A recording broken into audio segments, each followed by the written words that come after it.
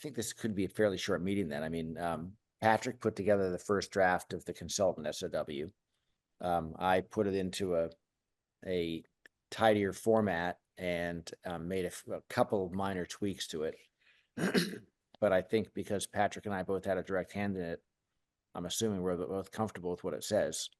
And I guess, we'd like to go ahead and make that higher. So I guess if we're comfortable, Patrick, we can probably just, that consultant SOW, I think, is in the packet for the board on Monday anyways. Yeah. So I guess we can just, we know that we want to go ahead with that hire as soon as we can. Right? Yeah. So the second item we had was stakeholder list, and we have I'll say a very inclusive stakeholder list that has just about everybody under the sun on it. Don, I assume you had a chance to look at that? I did. I didn't see much missing. Yeah, I think we have everyone there. And I think the thing we might want to think about is just, how we want to communicate with different people. I think there are some on that list who are kind of higher priority with more direct interests. There are a lot on there that I think we should kind of do the courtesy of keeping them in the loop on significant communications. But I guess as a first step, just in terms of blessing the list, do you guys have any concerns that it's too long?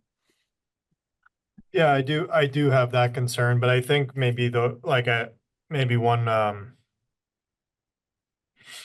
what I was thinking about, like, what do we do with that list? Which is maybe not the question you were asking, John, but I think rather than like trim it, I think it's about maybe grouping it smartly. Right.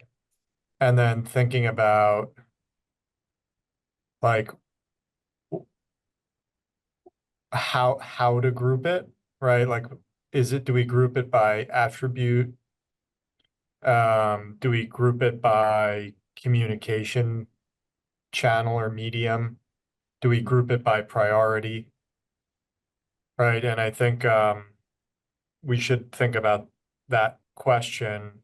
And then I think think about then, like, if we're grouping it kind of into like tiers, if you will, I'd probably either do some sort of priority tiering or attribute tiering. Right. And then think about like, okay, now based on the groupings, what frequency should we communicate to these kind of stakeholder groups with, and then what mediums should we be communicating in both directions with those groups? I think therefore, like, we don't have to trim the list as much as be able to put them into groups so that we're not thinking about how to communicate with 162 different stakeholders, but rather five groups. Right. I'm gonna call it up here so we have it in front of us. 1 second, I'm gonna share my screen. I've got it up if Oh, do you want to share it? Yeah, I can just share mine. Right.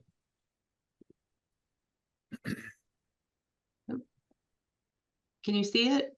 Yep. Yep. Okay. So they are grouped kind of by class of stakeholder. The ones at the top are certainly ones I think we need to be sure that we're reaching out to directly. And they're quite different, and and I think those really, we need to have kind of more consultative type conversations with those folks. Yeah. Right. So those are I think that the folks at the top are the ones that we need to be sure we reach out to for input at the appropriate time as a committee. I think, John, maybe do you think that first group needs to kind of be decomposed and put into, like, it feels different than the rest of these, like than the other groupings? Like the Secretary of Transportation feels different than the Concord Business Partnership. Right. And so I wonder, just like as an action, maybe we think about, like, if we were to take away that, maybe we denote right? Like with a star or something that they were named in the legislation, so we keep track of them. Mm-hmm.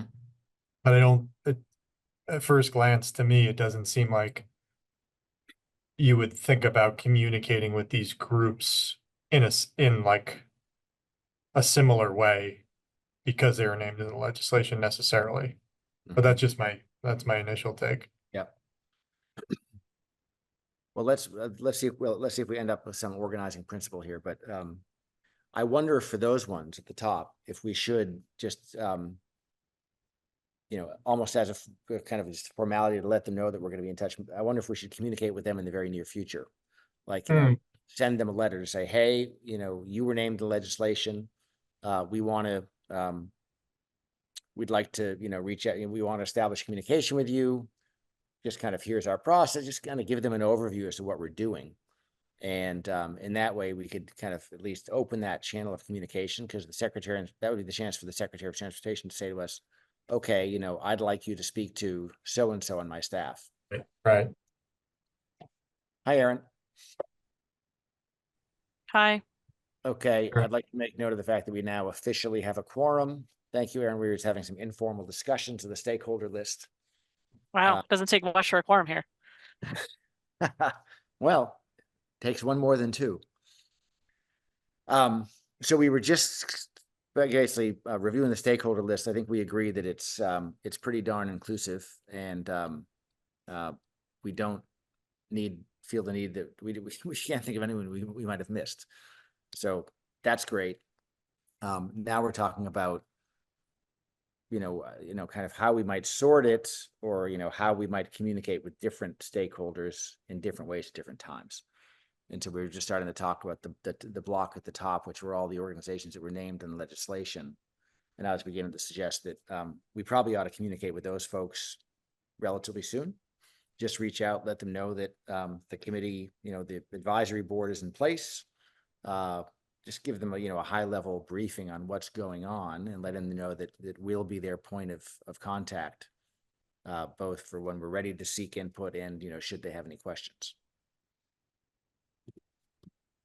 That makes sense? Yeah, I think that sounds great. As maybe a slight aside, I'm also on the land use committee, and we've been kind of generating our charter. And so I've been trying to, a lot of, obviously, as you might imagine, that group is wanted to put community outreach kind of as their sort of way of getting information. So I'm trying to help, like, not have duplicative charters that kind of like seem to overlap with the same things. And I think the same thing might be said for the other group, the other subcommittee. I know they're sort of thinking of themselves as also outreach to some of these legislative groups, and just wanting to figure out like who's reaching out to who, and not having multiple points of contact, within our subcommittees. Just as an aside. Okay, so I think that's a good topic for Monday.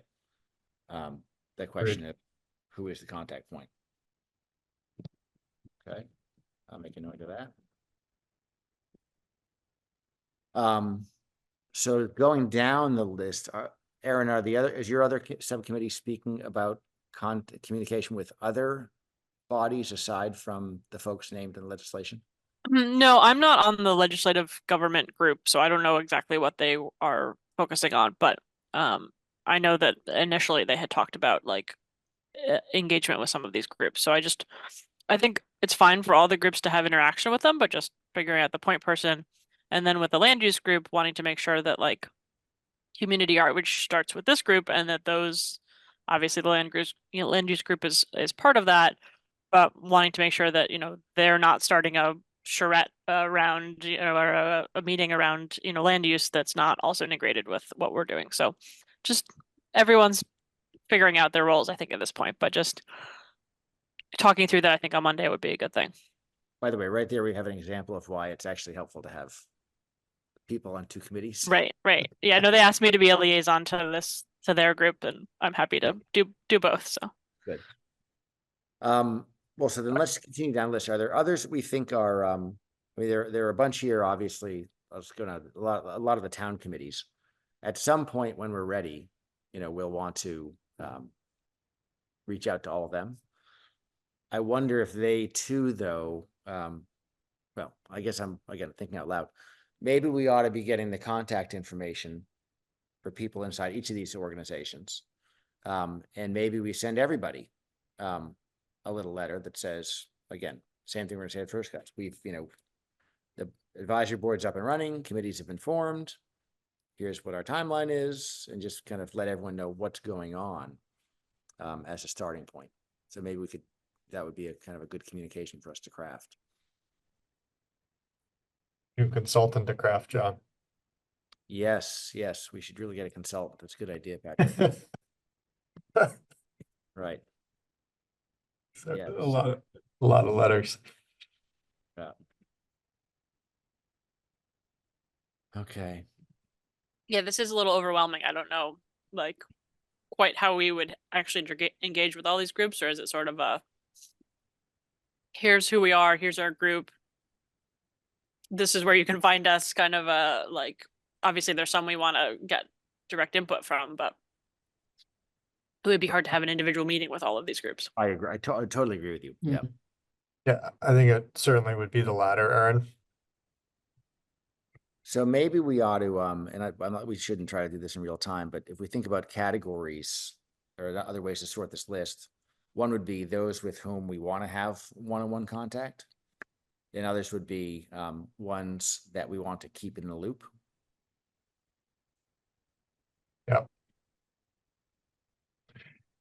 Yeah, there's like like you could call one category like if we were able to add columns down the right-hand side of this page to make it more like a table, you might have like a consult Mm-hmm. column and then like an inform column. Yeah. Yeah. Yeah, I'm kind of looking at it as a racy matrix thing as well. And there might be some overlap too, depending on where we are in the project and what needs to be communicated, but that's a good way to organize it. Yeah. And does consult and inform cover everything? Cover everyone? I think so. For communications purposes, I don't think that there would be anybody accountable or responsible aside from us. Right. Okay. So an early job for our consultant would be to gather the contact information and put together that initial communication. Exactly. And then, yeah, and then I guess there would be at least two different versions of that maybe preliminary letter, which is like depending if you're in the smaller group of consultative relationships versus informative relationships, it might look slightly different. Like we would like to have a meeting with you in group one versus Erin's articulation of this is who we are, this is where you can find us type letter. Correct. Yeah. Okay, that makes good sense. Okay, and I guess let's see how quickly we might be able to find this consultant. And so Dan and I did speak to a woman last week, Laura Davis, who he had met previously. She's been involved in a bunch of things in Concord, kind of an organizer. She seemed very good, knows the town. But she had to see if she had any, kind of what kind of bandwidth she might have to help us. So And hopefully- the committee will need to go through the public procurement process and follow all those guidelines. And and that's depending on how large, the contract is and the kind of scope, that kind of thing. And I am not the procurement expert around town, but it would probably be helpful for you guys to talk to someone. Who is the procurement expert around town? Well, Gil Dowd is, but I think Megan could also be helpful in thinking about this, and Chris Carmody. Particularly Chris, because he's sort of in touch with the state on the funds. Yeah, we may be reviewing it on Monday, but I know in the land use group, Scott had put together like a list of potential consultants that we would hire and, or consultants that are like related to the project. So I know that this individual or group is included on there. And so as we kind of holistically think about all the consultants the committee would be working with, I think that obviously we want to get this on sooner rather than later, but I know that this group is certainly listed on that. I think that document went around in the packet for Yeah, Monday, but so. Erin, I haven't seen anything about procurement nor No, like, I agree. We don't have that, like how to so actually hire that's, these people. yeah, so Mhm. that's a key. Yeah. Donna, would you be able to, Mhm. so where would you recommend starting? Is it Chris? Is it Megan? Is it I third would say person? start with Chris. Okay. Excuse me. I'll shoot Chris an email after this Yeah. meeting. Thanks, John. Okay.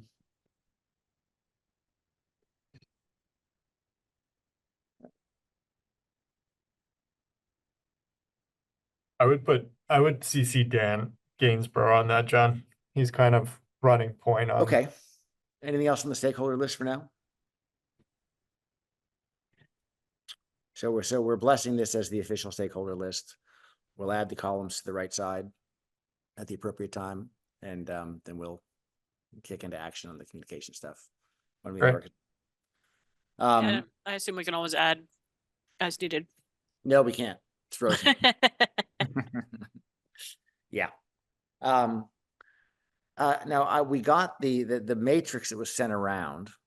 I haven't honestly had a chance to go through that yet. Have you guys gone through that? Is that something I've gone through it. The Scott's matrix, John. Yeah. It's very preliminary. I think Scott was just trying to get it all on paper, so we had something to look at. It was a bit confusing to all of us on who the consultants were, who was hiring them, where they might be coming from. So I Okay. think that it's just a draft at this point, but I think that was the notion. Okay. Yeah, I agreed. I think it was kind of like the concept of having an integrated view of stakeholders and consultants. Okay. So then we have the next item on the agenda was general planning. Anything else we want to talk about by way of general planning? I do think, Aaron, your point is a good one. There needs to be, I think Monday will be a good opportunity to do some coordination across the committees now that everyone's had their meetings and kind of begun to dig in. But is there anything else you want to talk about today? So something I was thinking about, it's very basic, right? But is getting a like a longer term perspective on an engagement plan. Like a very simple on one page. I'm imagining that it like the columns across the top are months. And then down the left-hand side of the table would be something like, I don't know, it could be outbound communications. It could be, kind of like inbound, some sort of inbound communications. Or how about communications and events? Something like that? Yeah, something like that, right? And then like we just have I like that, John. And then just like determining what do we think the right frequency is, and that we're balanced across those two channels. Mm-hmm. And if we say we want to like make sure that we're having a monthly touch point with like the community, the town, or broader stakeholders, what does that need? Do we have to have the top row ticked off? Like, so that every month that there's some sort of outbound communication? Like just, so I think just a perspective on that would be helpful as we do get a consultant on board. We already know that like League of Women Voters is coming up in November. Right. Then right? And it would just be helpful to like be able to look out 6 months is probably reasonable. I think they call that a calendar. A calendar of the committee's plans, right? Exactly. That's fundamental and would be really good to have. Donna, you must have. That way you could map out a variety of engagement opportunities and really think how you're utilizing your stakeholders and, who might be your target for those engagements, Mhm. And how it would be structured, small group opportunities perhaps where people get more of a, I don't know, an in-depth way on a particular topic around the development or redevelopment. Maybe survey more, further surveys. Different or it might be an article in the Bridge, maybe at a couple of different points, but I like the idea of kind of mapping it out over time each month with these different ways to engage. Right. I think it's great. I do think, I mean, that would be a good thing to have in hand relatively soon. Yeah. That may be something it's a little challenging for the consultant to do themselves on day one. Yeah. Donna, is that something you could help with? Like, I'm just thinking, like, what is the best way to pull together what is known about, like the League of Women Voters in Cannes as an example? Like, Yeah, is that published anywhere that the town has visibility on? we do. We will put it, we'll start promoting it as an opportunity for engagement. But if we did end up doing kind of like that larger, or, like a real kind of blown out calendar, it might also provide the consultant with some guideposts for what they should be thinking about doing as well. I think I was asking something slightly different. Okay. So yes, that would be great. But what I'm asking now is there actually, like, does the town have any not perspective, does the town have any transparency as to, oh, there is a League of Women's Voter meeting on November 4th or whatever. Pan has a meeting, at the library on November 17th. Like, Is there like a central calendar of this? Yeah, there is a central calendar on the front page of the website. of the Yeah. town's website? Yeah. Okay, Yeah. The great. library is slightly, they have their own kind of calendar of events, but for this particular project, we'll be amplifying these opportunities for. Yeah. Right. But Donna, Okay. but does the town calendar include non-town sponsored events like a Concord Can meeting, for example? Probably not that one, because I Exactly, didn't so, even yeah. know what CAN was, so. Yeah, so that I think our initial communication should say everything that we've talked about. Plus, it should include an invitation to let us know if you're having an event or a general invitation, that let us know if you'd like us to come speak to your organization. And if we happen to get inundated with invitations, then we'll have to figure out how to deal with it and maybe say we can't come everywhere. But there may be, we should invite organizations who are genuinely interested to let us know upcoming events and invite us if they'd like us. Right? Yeah, or like give us a sense of if you have events or engagement plans with the community, that would be helpful for us to know in case it's helpful for us to participate in those. You're welcome to come to our Monday meetings, Right. whenever you want. If you want to get on the agenda, please let us know in advance. Right. All right. I think that makes good sense. So it would be nice if we could get this communication out, sometime the next 30 days for sure. Yeah. Okay. The last thing I had on my mind, John, was I forget, is CAN or League of Women Voters coming up first? I believe the league is first. And I think that's the first week of November. So it's probably not too early I don't think we don't have to solve it today, but I think we probably should put it on our subcommittee agenda to come up with how do we want to use that time? Okay. Why don't we discuss at our meeting the 18th? Exactly. But let's all just do some thinking about, what that presentation might include. Because again, I'm concerned that I don't know how long procurement will last, how long it will take. It's possible, Donna, that our need will be inexpensive enough that we can, just go ahead, for example, and issue a $6,000 contract to a Laura Davis or somebody similar, to jump right on this. If it needs to be like a 12 or 24-month contract, for more time, that may take longer to do. I think we should kind of prioritize getting someone started. So when I reach out to Chris, he and I will speak live and we'll figure out how best to handle that. Yeah, I think that's a good idea. Yeah. So, agenda for the next meeting will include, I'm just going to call it a presentation, draft presentation for the league meeting. And I'll sign up to kind of prepare a draft or some thoughts or something on that. Do we have anything from the league yet, John? Like, I'm just forgetting. Have they told us, have they communicated how they want to use that time at all? I spoke informally with one of their members who I think organizes their programs, and it's like a 1 hour or a 90-minute program, and we'll speak for 20 minutes or something, and then there'll be a Q&A. Okay. But largely, they just want to know what's going on. So Okay. it's just an initial communication as to who we are, what we do, et cetera. So I'll throw that together. Thank you. Okay. Is there any other business now? I don't know if we touched on this a little over email. Any outreach to the schools?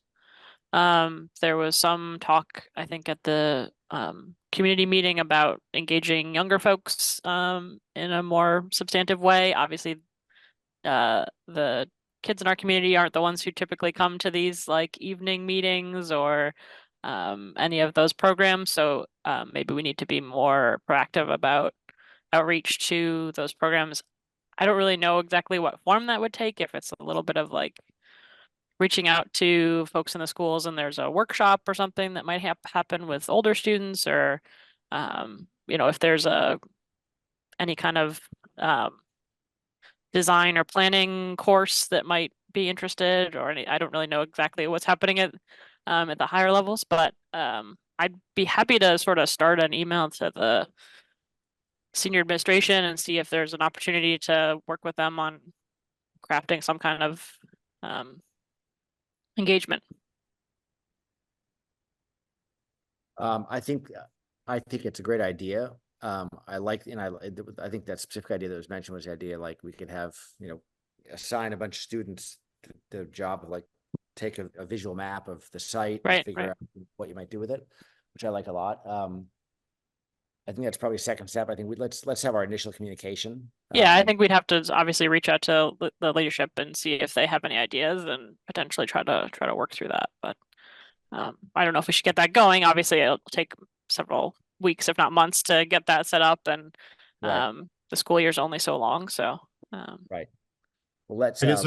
I guess what I'm hearing, John, what I'm hearing you say is that like it feels like we've got a lot of communications that need to go out, and like I think maybe the follow-up would be like maybe in our consult column, this like the superintendent or the equivalent would be on that short list of folks or organizations that we would want to have a separate conversation with, which would probably be some version of what you just articulated, Aaron.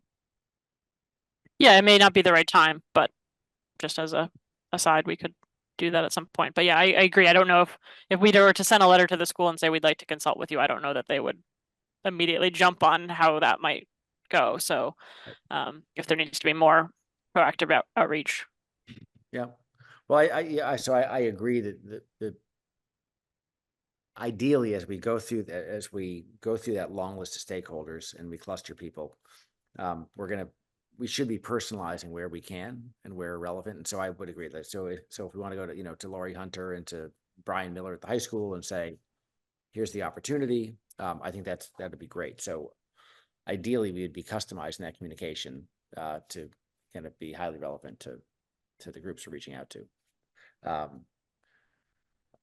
I think it would also be helpful, again, back to my issue about not knowing how long it might take to get a consultant on board.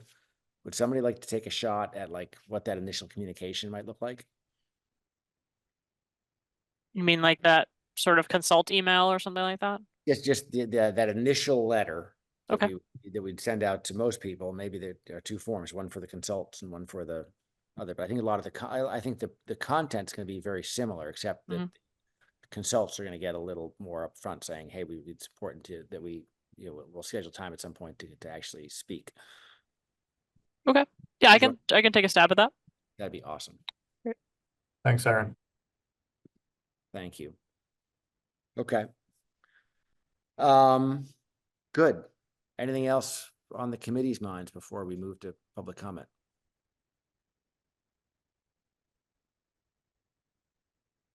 Hearing nothing, we will open the floor for public comment. Linda, welcome to the meeting. Anything you'd like to ask about or anything you'd like to comment on?